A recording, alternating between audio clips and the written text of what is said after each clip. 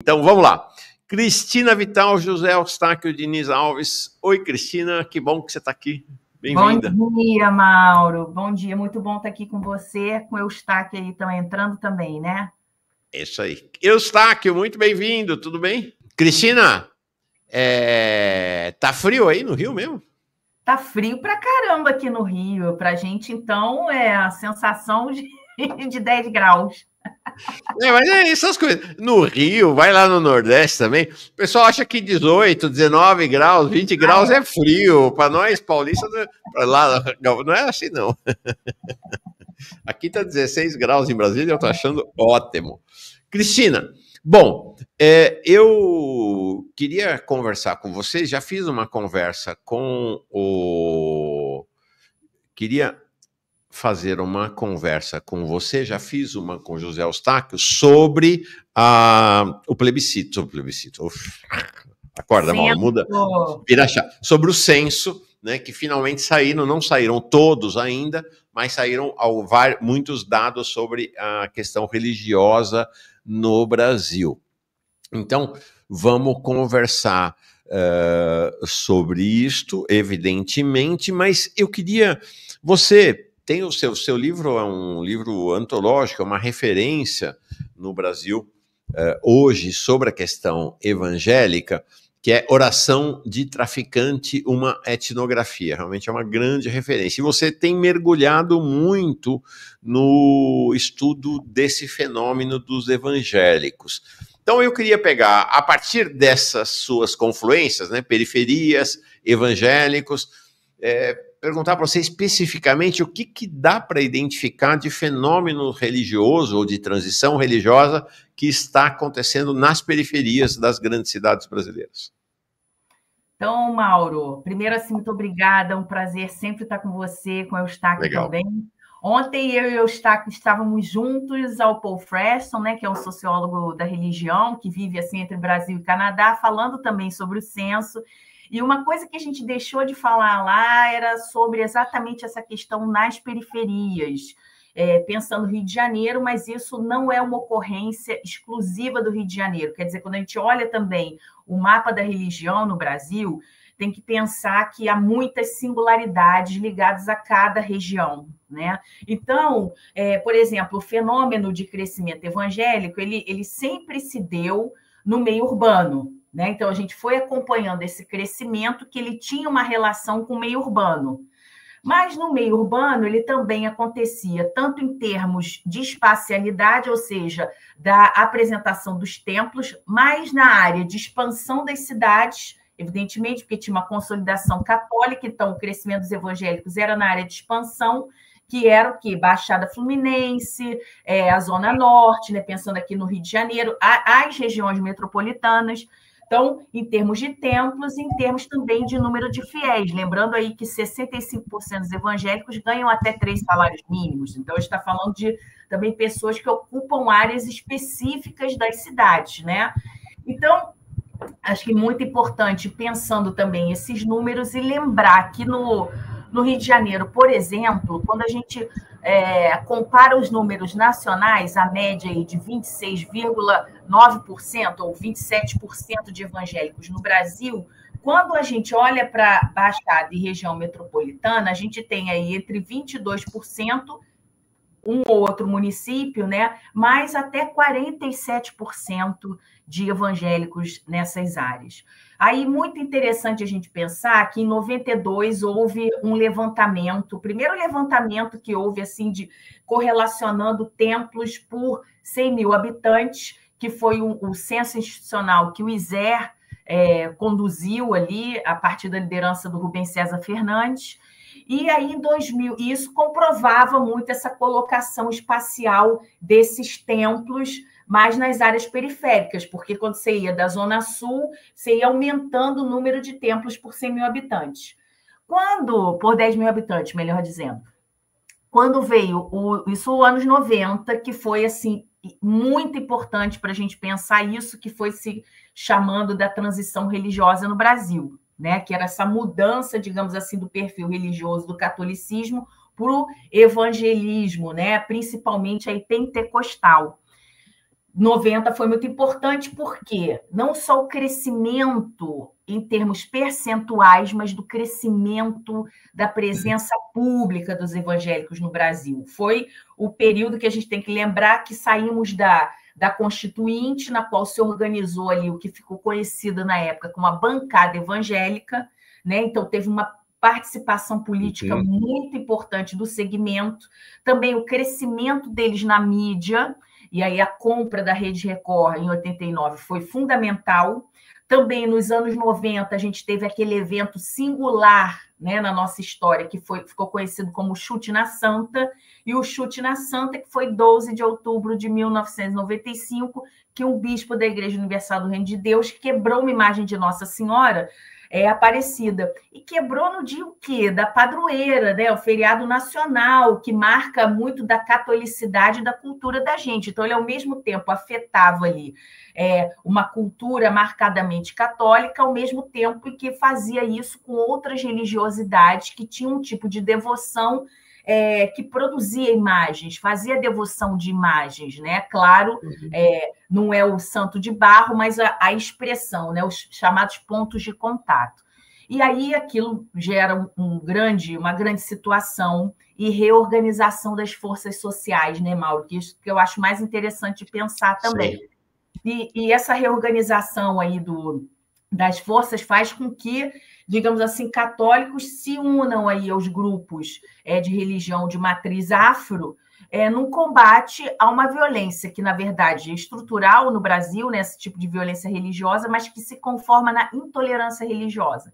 Então, passa a ser um problema público ali a ser combatido e os evangélicos aparecem ali como os inimigos comuns, né, desses outros grupos religiosos. Então, os anos 90 foram anos, foi uma década muito importante em termos disso que a gente depois vai chamar da transição religiosa, que apareceu tanto debate no censo aqui sobre isso.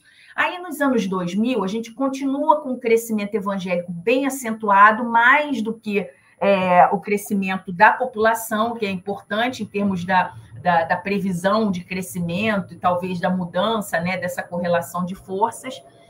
E aí, nos anos 2000, uma coisa muito interessante, Mauro, aqui no Rio de Janeiro, o César Jacó fez um georreferenciamento, tá? Dessa autoidentificação religiosa. O que a gente via naquele momento? Na faixa litorânea, onde tem uma presença maior de pessoas brancas e de alta escolaridade, você tinha um percentual maior do que a média nacional de católicos.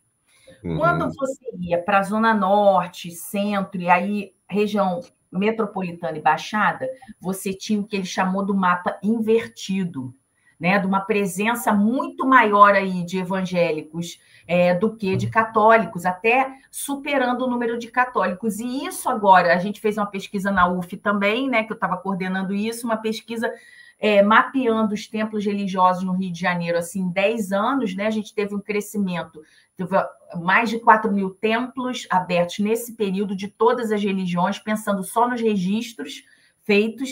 E quando a gente pensa nesses números, a gente fez também um georreferenciamento. 88% dos templos que foram formados nesse período no Rio de Janeiro eram de templos evangélicos, tá?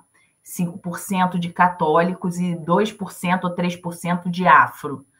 Quando a gente georreferencia, só quem abriu templos em favelas foram evangélicos, 15% do total de templos abertos eram em favelas, e 3% dos afro abriram também ali. Então, pensar que o interesse dos grupos religiosos todos, a gente pensar da diversidade, nessa territorialidade está muito ligado aos evangélicos. Isso tem a ver com a próxima questão que eu gostaria de enfatizar. Deixa eu só embarcar o José Eustáquio. Você continua falando, mas deixa eu embarcar ele aqui, para vamos ver se o som dele normalizou. José Eustáquio, chega mais, homem. Olá, bom dia, Mauro. Agora deu certo, que bom. Desculpa, eu tive que trocar o computador, porque não sei o que está acontecendo. O meu computador, StreamYard, trava o som. Eu já tentei mudar de tudo quanto é jeito, então eu tive de mudar o computador, mas eu escutei a boa parte da... Você estava escutando? Então, vamos continuar aqui ainda ouvindo a Cristina. Daqui a pouquinho... você entra na conversa também, além de entrar como auricularmente na conversa, como eu, entra falando também daqui a pouquinho. Fala, Cristina. Beleza, então maravilha, tá? Eu estou feliz de estar com você aqui novamente. Mas agora, então, partindo aí continuando, né, no argumento, então a gente agora, nesses números do censo, a gente continua acompanhando também essa presença muito grande. Agora, e a gente pensar assim, qualitativamente, por que é que a gente pode... O que a gente pode pensar sobre a continuidade desse processo e até um certo aprofundamento desse processo? Eu, como o Mauro falou aí com Oração de Traficante, eu já pesquiso em favelas e a presença evangélica em favelas desde os anos 90, e duas observações importantes, né? Essa primeira que a gente falou da relação de classe social com o segmento evangélico no Brasil, embora a gente venha observando o crescimento de evangélicos em camadas socialmente mais favorecidas, tá? Acho que tem ainda um certo perfil social, mas tem uma coisa aí dos novos ricos também no Brasil, que engloba muito, vem trazendo, né, e aproximando essa religiosidade. Agora, pensando em como a situação da violência é pensada no Brasil, né? A gente tem assim vários teóricos que vão falar das correntes, né, de pensamento sobre a violência, e cada corrente de pensamento corresponde também a práticas de enfrentamento diferenciadas. Então, uma em especial corrente, né, que pensa, digamos assim, a violência como um mal. Tá? Então, tem uma perspectiva moral em relação à violência. E essa é uma forma a partir da qual, no Brasil, a violência tem sido pensada por diferentes atores na vida social. Então, a gente tem pesquisadores também que têm falado sobre isso, né, há algum tempo já. A Clara Mafra vai falar sobre a diferença de atuação nesses territórios de alta violência, né, entre os grupos católicos e os evangélicos. Paul Fresson também, que estava com a gente ontem, tem um artigo de 2011 que vai falar também do instrumental evangélico que é mobilizado no combate, digamos assim, à violência. Ou seja, é pensar que os evangélicos eles vêm oferecendo nas cidades hoje instrumentais, não de ação propriamente coletiva, mas de ação individual no combate a diferentes situações, seja o enfrentamento do suicídio, da depressão, mas também aí da violência, porque tudo localizado como um mal moral ou espiritual, o combate, ele não é de uma comunidade, tem que ser um combate individual, coletivo, de quanto mais pessoas convertidas nessa perspectiva e nesse combate direto espiritual, é a importância que eles atribuem. Então, o pensamento da religião, da violência como mal, né, do ponto de vista público, é muito importante para esse segmento. Eles vão apresentando, então, soluções que são individuais no combate à violência, que sejam a oração das mães, a oração infinita, a forte oração das mães na proteção dos seus filhos, como soluções de enfrentamento que tem a ver com o processo de evangelização dessas lideranças, das pessoas que estão na hierarquia do tráfico, levar para a igreja é a grande solução que é apresentada. E, Mauro, aqui no Rio de Janeiro, isso não é qualquer coisa, a gente teve sancionada a lei aí pelo governador Cláudio Castro, que declara Jesus como guardião do estado do Rio de Janeiro. Isso é um projeto de lei da tia Ju, que é aí deputada ligada à Igreja Universal do Reino de Deus. Então, e aí a justificativa do projeto de lei era o quê? Sobre a importância de Jesus Cristo para proteção e salvação. Isso, assim, para mim, que vem pesquisando essa temática há tanto tempo, virou assim, uma red flag sobre como a violência urbana vai sendo cada vez mais pensada como esse mal moral e espiritual, e as formas espirituais de combate elas vão sendo acionadas até no projeto de lei que torna Jesus o guardião do estado do Rio de Janeiro como um meio aí de enfrentamento de uma situação que envolve o Estado, né? Envolve atores centrais da política do Rio de Janeiro, em relação ao tráfico, em relação à milícia, em relação ao jogo do bicho, que vem assim só crescendo no Rio de Janeiro. Então, Mauro, só para lançar aqui uma questão para a gente poder ir discutindo outras aí que o censo nos enseja a pensar. Perfeito. Olha, o Fernando do canal do Tietê diz assim, ó. E aí eu chamo você para participar dessa conversa, José Eustáquio, que é assim: o neopentecostalismo, sem entrar na questão moral teológica, conseguiu uma capilaridade nas periferias e a Igreja Católica perdeu espaço. E aqui ele traz uma questão interessante, que é as tentativas de reação da Igreja Católica para disputar este mesmo mercado, vamos dizer assim, da espiritualidade, né? Renovação carismática católica, canção nova, conseguiram ou não? Aparentemente não conseguiram esta reação. A Cristina falou dessa questão das periferias e da favela, onde ela pisa desde os anos 90. Eu, durante 2 anos, quando estava morando em São Paulo, frequentei a favela de Paraisópolis, inclusive como ativista vinculado à Igreja Católica, que era muito impressionante lá em Paraisópolis. Cada canto tinha uma igreja evangélica, era um negócio chocante, assim, impressionante a presença evangélica lá em Paraisópolis. Então, como é que você vê essa questão, então, de se há, de fato, há uma reação? Porque, assim, eu vejo, os papas vêm ao Brasil, continuam os evangélicos avançando.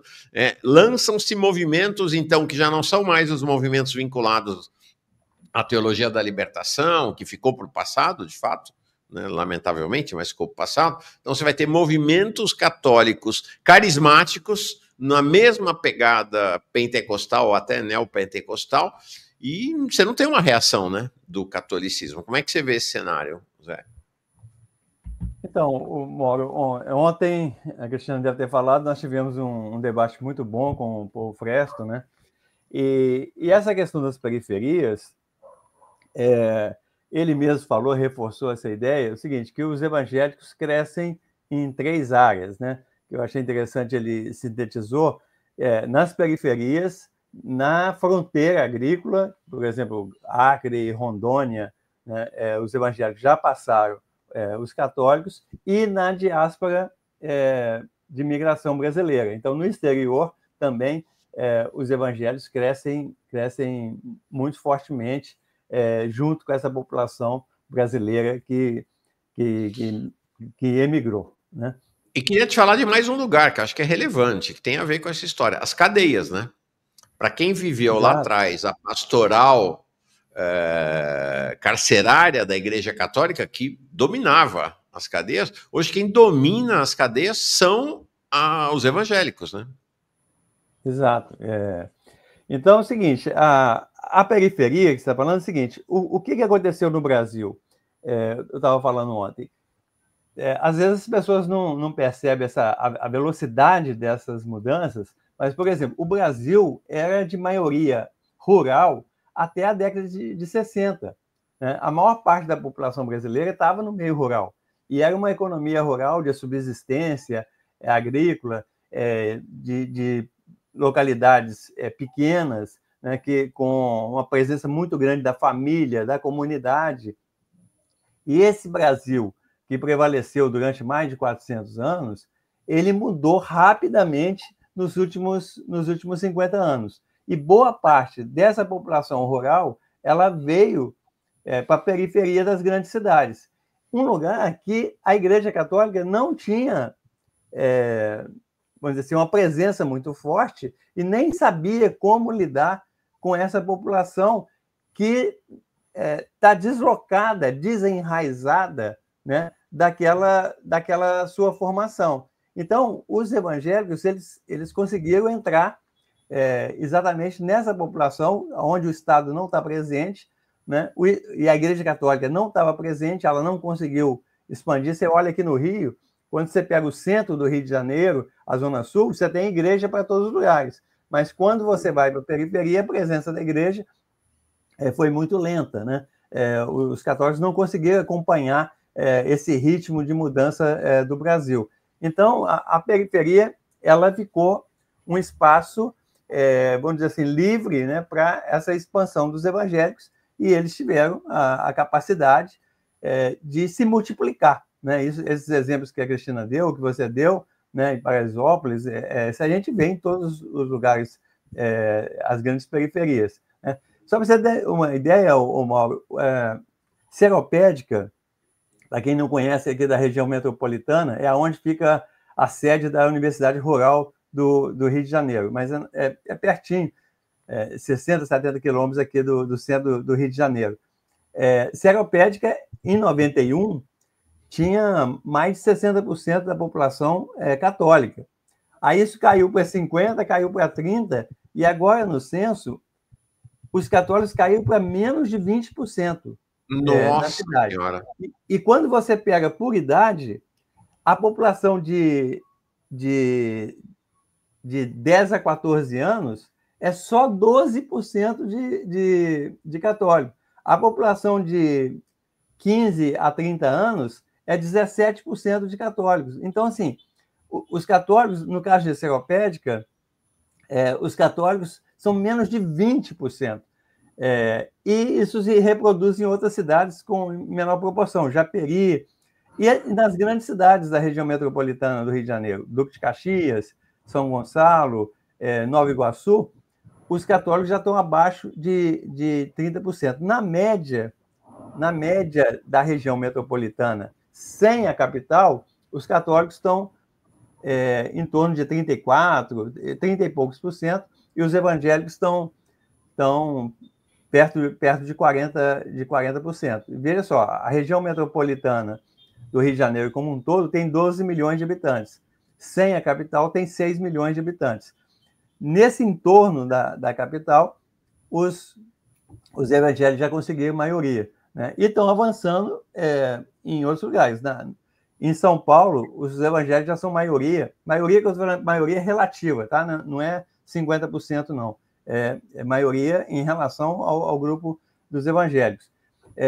Em São Paulo, passaram em 24 cidades de São Paulo, os evangélicos passaram, são maioria relativa, né, em relação aos católicos. E mesmo no Nordeste, quando você pega Pernambuco, a cidade de Cabo de Santo Agostinho, que é uma cidade do Nordeste, da região metropolitana de Recife, os evangélicos também já passaram os católicos. Então, é o que a gente fala, né? Os evangélicos vão comendo o mingau pela beirada, né? E vão avançando, e o palco central, né, é o palco das regiões metropolitanas, da periferia das grandes regiões metropolitanas do Brasil. Agora, Mauro. Entra, por favor. Então, eu estava falando dos evangélicos comendo pela beirada, e eu acho que eles estão comendo por todo lado, porque é pela beirada e hoje em dia estão no centro do poder também. Então, não é mais aquele momento, né, expansionista que começa na região norte, né, o movimento pentecostal, digamos assim, região norte e São Paulo. E depois vai ganhando o Brasil a partir dessas áreas de expansão. Mas isso mudou, a gente tem essa presença importante, mas no centro do poder também.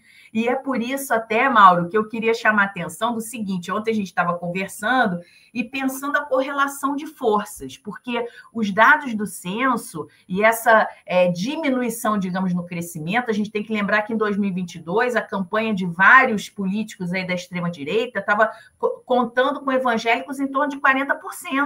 O trabalho das campanhas era esse, tá? Então, foi uma decepção. A gente viu, assim, lideranças evangélicas importantes, digamos assim, que fizeram programas em dúvida aos números do censo. Exatamente porque o número de evangélicos apareceu menor do que a expectativa, porque isso é moeda de troca de evangélicos que estão no centro do poder em relação a eles próprios, tá?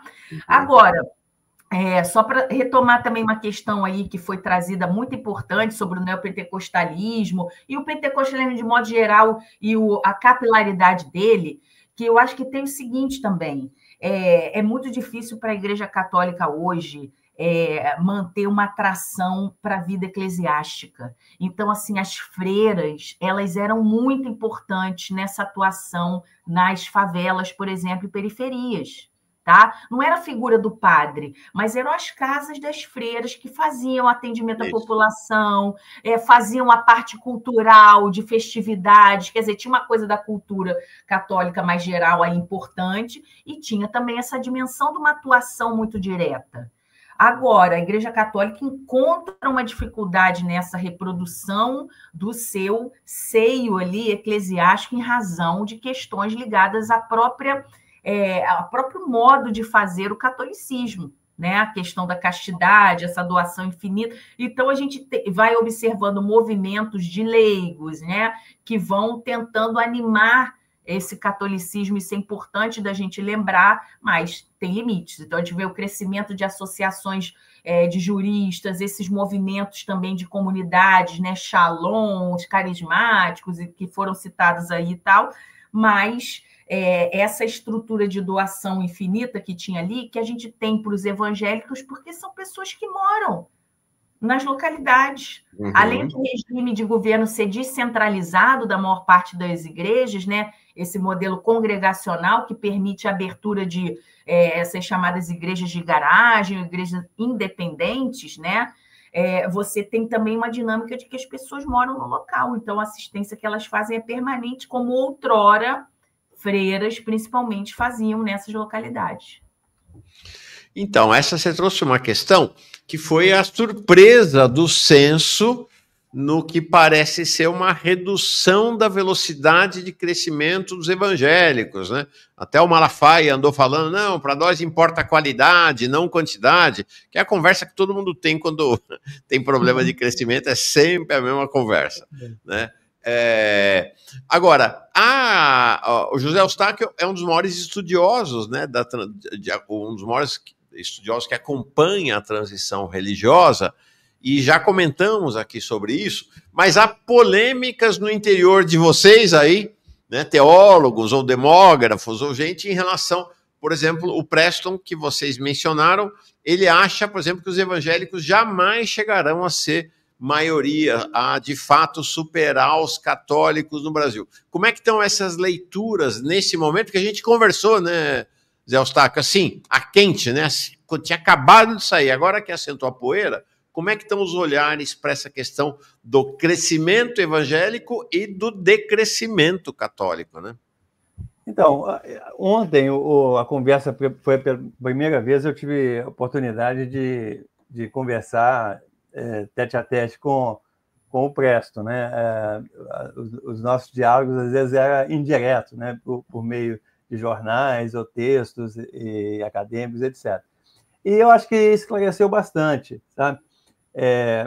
Eu nunca falei que os evangélicos seriam maioria absoluta da população, né? Nunca falei isso. O que eu dizia é que iria ter uma mudança de hegemonia ali por em torno de 38%, 39% da população brasileira, um grupo por outro. Então, assim, quando eu falo transição religiosa, eu estou falando principalmente no aumento da pluralidade, né? A gente tinha um monopólio católico muito forte no passado no Brasil, e esse monopólio veio desaparecendo, e agora a gente tem não só uma redução dos católicos e um crescimento dos evangélicos, mas também um crescimento do sem religião e o crescimento das outras religiões. Isso significa que existe mais opção religiosa para as pessoas no Brasil. E isso é um fato muito positivo. O que eu tentei responder nas projeções que eu fiz no passado e agora com os dados é o seguinte, é uma coisa muito simples. Se as tendências, por exemplo, de 2010 até 2022, se elas continuarem, não estou falando que vão continuar, se elas continuarem, o que é que vai acontecer? Então, quando eu fiz a projeção, agora refiz a projeção, os evangélicos passariam os católicos, os evangélicos chegariam a 39% em 2049 e os católicos cairiam para 38,5%, coisa desse tipo, em 2049. Mas também os sem religião cresceriam e as outras religiões também cresceriam. Então, isso daria mais pluralidade ainda. Tá? O Preston acha que essa pluralidade vai aumentar, mas não vai ter mudança de hegemonia. Tá?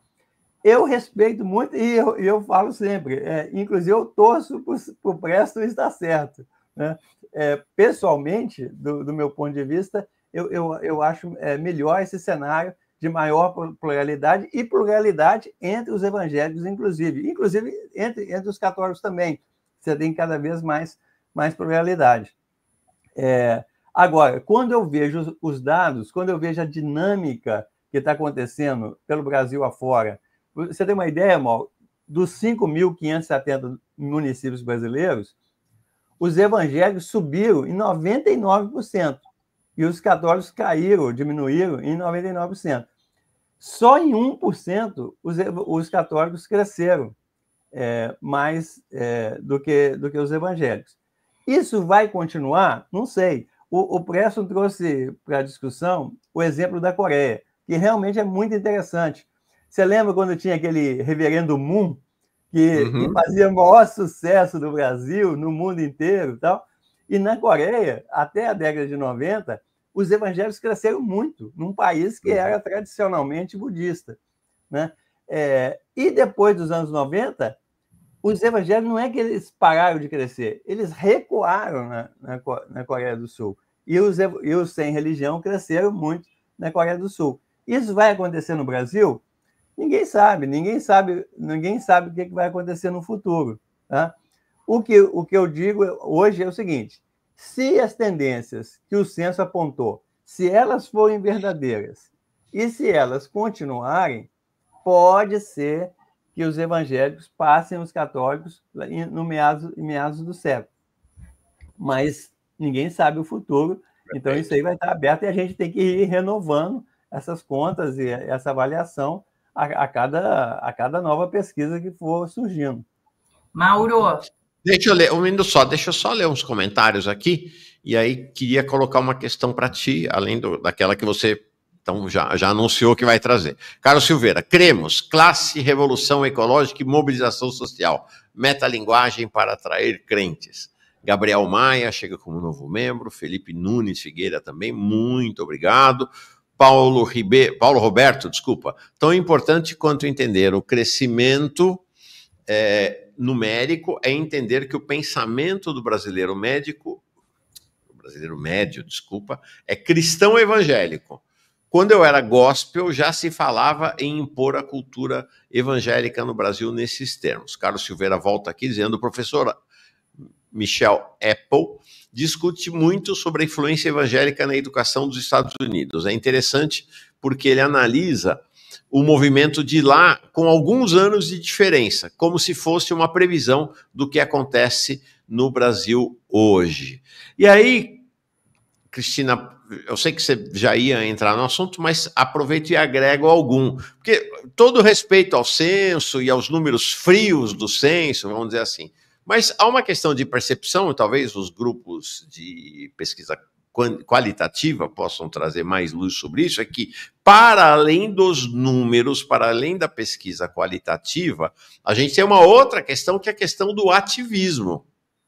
Então, o que mais tem hoje entre os católicos é o católico que vai dizer católico não praticante. Então, você tem uma redução dramática do ativismo católico também, né? São pessoas que se declaram católicas, mas não frequentam as igrejas, não são ativistas, não são militantes. Versus uma situação ainda, não sei se isso vai mudar, de um ativismo muito forte evangélico. Então, não é apenas uma questão numérica, é questão de uma disputa ativista, né? Da mesma maneira como a gente fala das redes sociais da hegemonia da extrema-direita, de uma hegemonia por conta de um ativismo ainda muito forte no meio evangélico. Fala, Cristina, por favor. Mas eu estou feliz, porque eu ia justamente nessa direção, sabe, Mauro, e os interlocutores nossos, né, aí no canal. Porque o que eu gosto da discussão claro, né, que o Paul Fresson está fazendo, o Eustáquio também, trazendo essa discussão já há algum tempo, de modo muito qualificado, mas o meu ponto é o seguinte, vamos dar um outro exemplo. Afro eram contabilizados no censo com 0,6, depois passaram a 0,3, depois 0,3, agora 1%. Qualquer pessoa aqui que está com a gente hoje acha que a influência das religiões afro no Brasil corresponde a 1% do que eles aparecem no censo? Qualquer uma pessoa, não precisa ser estudioso. Se a gente levasse essa questão e dizer, nossa, não, mas isso tem marcas sociais, tem marca no nosso calendário, festividades, o modo que as pessoas pensam, né? A falta de confiança, às vezes, em relação a alguns atores, não come isso. A nossa cultura é muito marcada pelas religiões de matriz afro. Os afro no Brasil, em termos culturais, eles são muito maior do que 1%. Tá? Então, e onde é que eu quero chegar com isso?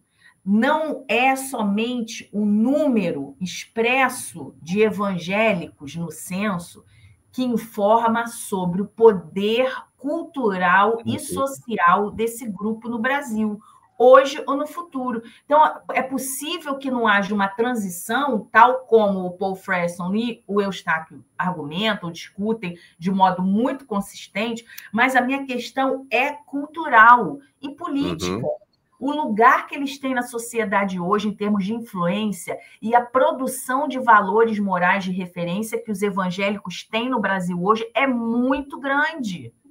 Isso é muito grande. Eu tenho um artigo já há um tempo que trabalho com essa noção aí da cultura pentecostal em periferias, porque é isso. Eu acompanhei esse processo digamos assim, de uma mudança do perfil religioso, mesmo do tráfico, antes muito ligado ali, buscava proteção no ambiente afro, e tem uma mudança, né? Que todos eles foram para o universo evangélico, mas dado o crescimento de evangélicos ali na localidade, vários deles vinham de famílias, vários deles eram de igrejas e depois entraram no tráfico, mas ficam vivendo sabe, entre a igreja e o tráfico, ou mesmo não estando na igreja, mas fazem orações, como o caso da oração de traficantes, então vão vivendo uma cultura pentecostalizada. Dentro da hierarquia do tráfico, usam gramática religiosa para se comunicarem entre si. Tá? Então, essa cultura aí, que está nas periferias, mas que está no Brasil como um todo, esse é o elemento que eu acho sociologicamente mais importante, porque, para além dos números, é o lugar que eles ocupam em termos culturais. Isso aí é enorme no Brasil hoje. Não resta dúvida, sabe? Eu acho que isso vai num crescendo, dado o ativismo, por um lado, né? Porque também toda a discussão ontem, Mauro, era o seguinte: você falou e muito bem de um ativismo católico que cai. O argumento sociológico do Paul Fresson também é que quanto mais uma religião cresce, menos você também vai ter nesse engajamento, porque você já não é minoria, você não precisa daquela luta identitária, mas... Já começa a aparecer a figura do evangélico não praticante também. Exatamente, super, que não é institucionalizado. Isso é o pânico das grandes igrejas, que precisam do quê? Do dinheiro. Só que hoje, Mauro, não precisa disso, porque as igrejas virtuais, o chamado coach aí evangélico, que às vezes nem se apresenta como pastor, mas está todo baseado o programa deles na Bíblia, fazem orações, esse ativismo virtual, ele é muito importante no crescimento dessa cultura, sabe? Então, para além dos números, acho que vocês todos falaram aí, eu concordo demais que tem uma presença muito grande aí. Sim. Não, ademais, mesmo vamos dizer assim, o grau de ofensividade, de assertividade desse ativismo, dessa teologia, dessa ideologia e desse jeito de fazer política dos evangélicos é tão forte, que você nota o ingresso, a infiltração dessa dinâmica no próprio interior da Igreja Católica. Né? Recentemente, eu fui a uma missa de carismáticos na periferia, numa favela, e entrei lá e falei, eu estou no culto de uma igreja neopentecostal. É igualzinho, sem tirar nem pôr. Portanto, a influência cultural evangélica entrando, inclusive, na Igreja Católica. Né? Acho que é um fenômeno hoje que acontece, né? Você tem toda a razão, porque para competir também a questão teológica e litúrgica também vai mudar na Igreja Católica, para atender, digamos assim, uma demanda do culto quente, né? Então, para atender a demanda do culto quente, a leitura da Bíblia como instrumento assim de autoajuda, também isso vai afetando ali a dinâmica religiosa interna mesmo do catolicismo. Agora, Eustáquio, uma questão que me parece, por exemplo, você vai para a Europa, o que mais cresce na Europa é o ateísmo e o sem religião, de maneira acelerada. Você tem países na Europa hoje em que as pessoas sem religião, se eu não estou enganado, você me corrija se eu estiver errado, já são maioria. Esse crescimento acelerado aqui no Brasil é esperável ou não? Não, veja só, isso foi uma surpresa do censo, porque a gente esperava um percentual maior de sem religião, né? Ele ficou abaixo de 10%, né? Eu mesmo esperava alguma coisa entre 11%, 12%, 13%, porque existe uma lógica assim, no mundo inteiro, quando o país vai desenvolvendo, vai aumentando o nível de educação, vai aumentando o nível de renda, de consumo, ou seja, vai tendo o chamado desenvolvimento econômico, né? O sem religião cresce, né? Os países que têm maior frequência religiosa no dia a dia das pessoas são países de menor escolaridade e menor renda. Isso é o que as estatísticas internacionais mostram, né? Então, o Brasil, que vem nesse conceito, bem ou mal, né? Ele vem crescendo em termos de modernidade urbano-industrial, é de se esperar uma maior força dos sem religião. E isso não apareceu no censo. Então, a gente vai ter que ver melhor, porque o IBGE ainda não divulgou o detalhamento, né, do campo religioso do Brasil, né? Inclusive, a gente vai ter uma reunião semana que vem no IBGE com vários especialistas para discutir essas questões, porque ainda não está muito claro. Por exemplo, cresceu muito em outras religiões, algumas denominações que a gente não sabe muito bem quais são, porque não foram detalhadas ainda e não foram divulgados os microdados, né? Que é quando você pode cruzar educação, renda, família, local de moradia, você pode cruzar todas as variáveis do censo para a gente estudar melhor. Isso não foi divulgado. Assim, a nata dos dados ainda não foram divulgadas, tá? Então, nós estamos fazendo uma análise assim, com os números muito gerais, né? A gente vai ter que descer em detalhe, mas a perspectiva é essa que você falou, crescimento dos sem religião. Até onde que vai isso, a gente não sabe. Por exemplo, no próprio Estados Unidos, o sem religião cresceu muito nas últimas décadas. E isso também tem a ver com isso que a gente estava falando da política. A política começou a sequestrar, né, a pauta religiosa. Houve uma interlocução aí, uma articulação, né, entre a pauta da extrema-direita e o crescimento evangélico, tanto nos Estados Unidos com o Trump, quanto no Brasil com o Bolsonaro, né? E isso fortalece, né, por exemplo, os likes na rede social, fortalece a mobilização de determinados grupos, mas também afasta muita gente, né? Então, uma das grandes possibilidades no Brasil é que essa extrema-direita tenha contribuído para a desaceleração do crescimento evangélico, porque as pessoas vão para a igreja procurando paz, conforto, apoio, e não transformar a igreja em púlpito. Aliás, Mauro, para colocar aqui na discussão, esse mês agora está sendo lançado o documentário da Petra Costa, né? Que é Apocalipse nos Trópicos. Né? O nome já fala, né? Apocalipse nos Trópicos. E que ela está vendo exatamente essa questão da extrema-direita, quer dizer, de como a extrema-direita tá presente na política, muito além dos números, como a gente estava falando, né? Eu estou doido para assistir o documentário, porque ele reflete isso, e é a impressão que eu tive em 2018, quando a Petra estava no Congresso filmando e tal, ela teve essa impressão, né? Quer dizer, como o Congresso estava contaminado, vamos dizer assim, contaminado no sentido de estar muito forte, né, essa presença religiosa dentro, né, do Congresso Nacional. Então, é uma discussão que a gente vai ter que fazer sobre esse campo religioso, essa interação da religião com a política, né, e o enfraquecimento do Estado laico. A Cristina está precisando sair, eu sigo mais um minutinho com o José Eustáquio.